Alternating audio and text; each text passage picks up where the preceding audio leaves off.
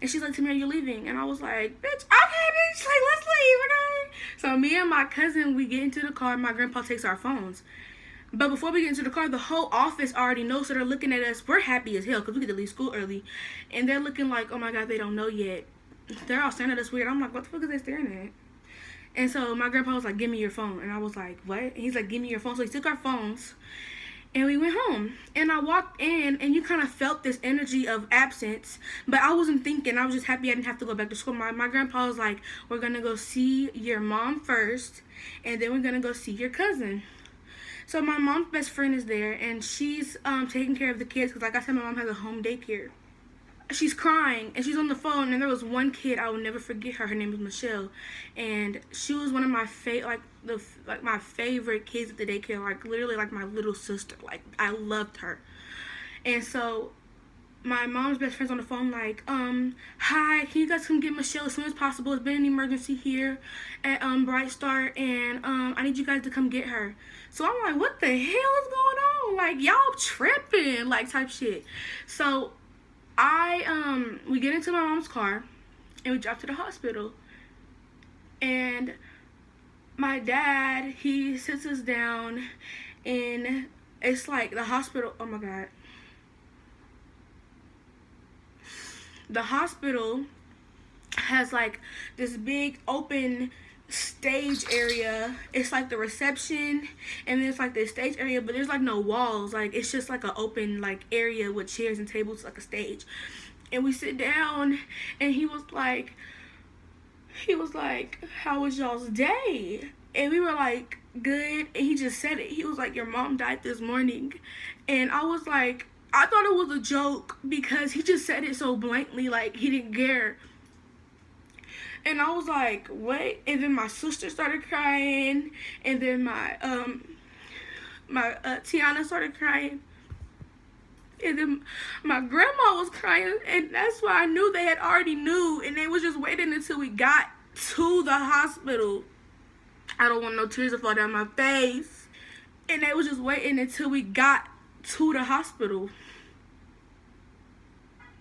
I'm sorry. And I remember getting up out of my chair, and I ran to the wall, and I just started banging my head against the wall hella hard, like boom, boom, boom, boom. And my grandma was like, Tamara, stop, stop.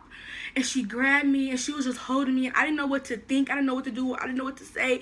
And then my whole family had like came out this area in the hospital.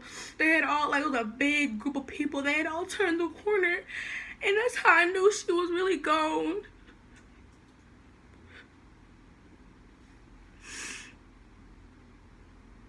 That's how I knew my mama was really gone. Like, why would the whole family be here if she was alive? Like, that's what I started thinking. And my brother was 2. He was 2 years old. And we had went, after we had found out, my brother didn't know yet. And after we had found out, they took us to the chapel, which was like right down the hallway from where we was at. They took us to the chapel, and it was me, my sister, and Asia and Tiana. We was all sitting there. And all I could see was my mom, like, in my head. That's all I could see. And it was so hard. Tiana started hyperventilating, and I didn't know what to do. I was just sitting there. And so many emotions was going through my body and my head. Like, I didn't know what to do. I didn't know what to think. I'm like, okay, she not suffering no more, so that's good. But then again, like, I don't got my mama no more, and I'm not even in high school yet. Like, I was in 8th grade. Bro, like, that's the most scariest shit ever. And so we were sitting in chapel for like 45 minutes, and I was like, I want to go see my mom, bro. Like, I was pissed off. And my dad was like, you want to see your mama? I said, yes, I want to see my mama. After that, my dad took us upstairs to go see her body. And all you saw was her hair. She had just got her hair done because she had just been out of town. And so she had her hair done, her nails done, and her ring was still on her finger. Her ring was still on her finger. And so I grabbed her hand and we just started saying random ass stories about my mom. Like, I said how, like, on my 8th birthday, my mom, she went to go buy my cake from Walmart, and then she had bought an apron and, like, put flour on it. And she was like, oh, I made you a cake. And I was like, oh my God. And I was so happy that I went to the trash and it was a box. And I was like, Mama, what is this? And she was like, oh shit. But that's not something I would wish on my worst enemy, is to lose a parent, especially your mama, bro. Cause like I'm 14 years old. I'm about to be 15, and that's not something I would wish on my worst enemy. Like, I don't think people really freaking understand how bad that shit hurt. Like, going to high school and not having your mama. My sister had her mom her freshman year and her sophomore year. Like, that shit hurts. I wouldn't wish it on my worst enemy, bro. Like, that's a pain that nobody should ever have to go through, is losing a parent at a young age like this, bro. And so after that, I was like, where's Jaden? Because this whole time I have not seen my brother. And he runs in the room and he doesn't know that she's dead. So he's like, Mommy, like, he's happy. And my dad, he was just like, Mommy's sleeping. Mommy's sleeping, Jaden. And it was so hard. And it's not something I would wish on my worst enemy at all. Like, I swear to you, like, no, nobody should have to go through that.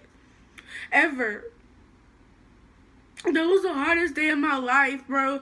Ever. Like, I've been through so much shit in my life. My parents were like, I've been through so much shit. Like, I don't think y'all really understand. But I keep a positive attitude, because at the end of the day, if you're not doing it for yourself, do it for somebody else. Do it for your mama, do it for your dad, do it for your brother, do it for somebody that you know would be proud of you if you did it. Don't hold grudges. It's like, life is too short to hold grudges, especially if you see that person every day. What you gonna hold a grudge for? That day was so hard, and I had so many emotions. Like, I was happy she wasn't suffering no more, but I was pissed off because I did not have my mama no more. Like, I keep saying it, but I do not wish that on nobody, bro. Nobody. Nobody deserves that kind of hurt, ever. And so that night I went home, and my best friend, like, not even my sister, I met her in 6th grade, and I'm in 8th grade. We've been best friends for like 4 or 5 years at this point, but back then it was like 3 years we was best friends. And she was at my house, and I just, like, I got home, and I called her. I was using the restroom. I was sitting on the toilet, and I called her, and I was like, Mama died. And she was like, no, she didn't, Timara. I was like, yes, she did.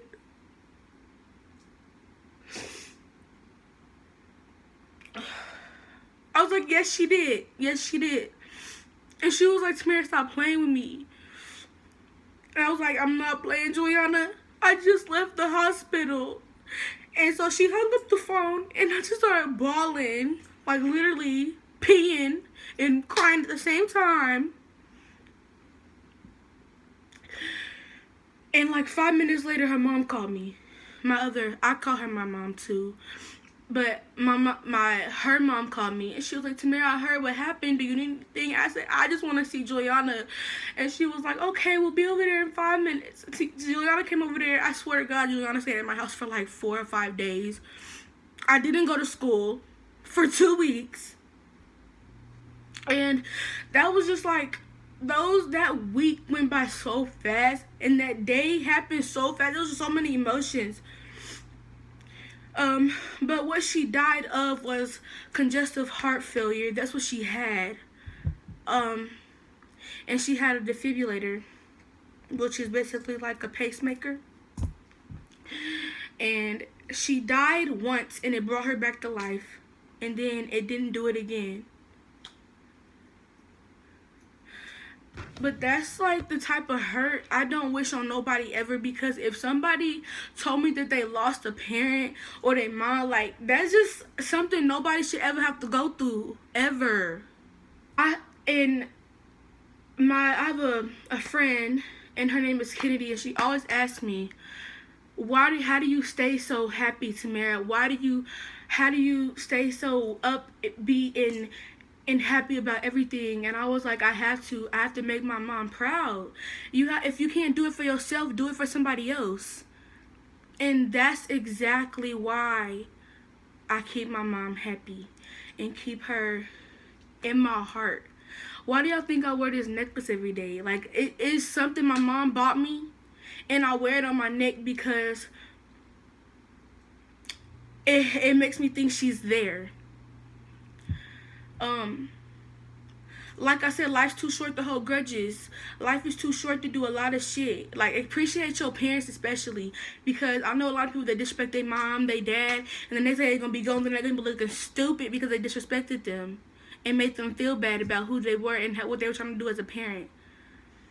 And like I said, every parent is not perfect, but neither is every kid. So all I'm trying to say is appreciate what you have while you have it, because they're not gonna be there forever. And for some people, unfortunately, their parents go faster than others. I was 12 when my mom died. My birthday was 2 months away. We had big plans for my 13th birthday, but y'all know what I did for my 13th birthday? Not shit. I went to go eat with my family when I was supposed to have a big extravagant party.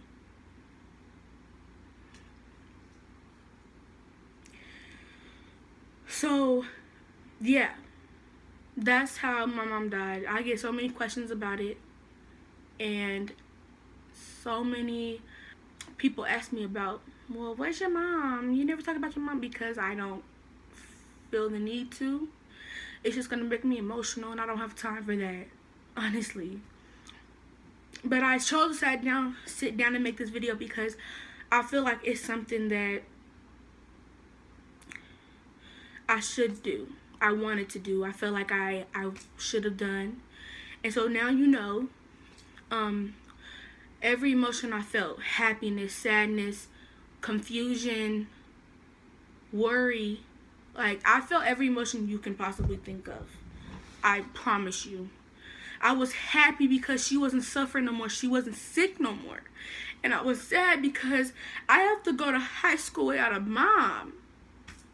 I was jealous because my sister had all of it. My mom, she had my mom for her 13th birthday. She had my mom for her first homecoming. She had her mom to talk about boys with. I didn't. I don't. Like, I don't. And it's lame. But like I said, everything God do is for a reason, and you can't knock that reason because he has a plan. And my plan was just a little bit different than everybody else's. Everybody's story ain't the same. Everybody's situation ain't the same. And yeah. So like I said, that was a story about that week, that 24 hours, the day after, the whole 9 yards, about how my mom died and what she died of, which was congestive heart failure. So if you like this video, don't forget to like it and subscribe for more videos. And